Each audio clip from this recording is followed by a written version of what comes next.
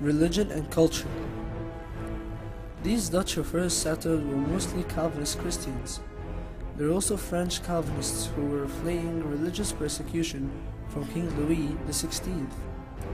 With the expansion of the Dutch burghers towards new territory, they led nomadic lifestyles.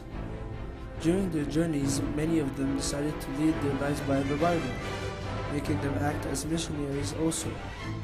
The second effect we see from imperialism is the spread of Christianity in South Africa on the hands of Calvinists. Today, Christians account for 80% of the population.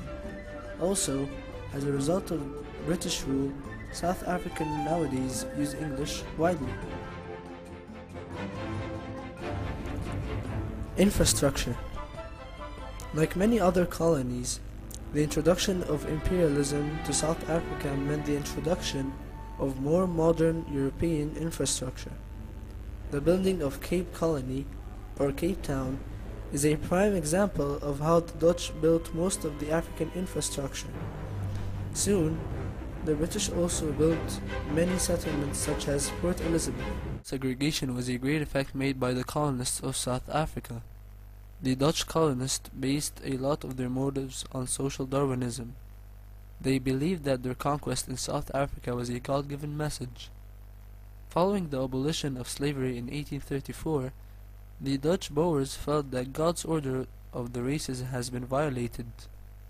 In 1815, the British established their own colony.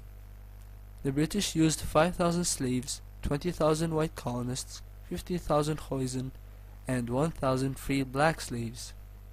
Given such circumstances, racial discrimination and white supremacy was deeply rooted in the South African ideology, since South Africa was ruled by the South African elite.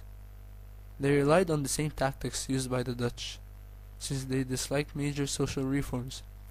This was based on the idea of conservatism. Although slavery was abolished, the British introduced the Masters and Service Ordinance. Modern effects.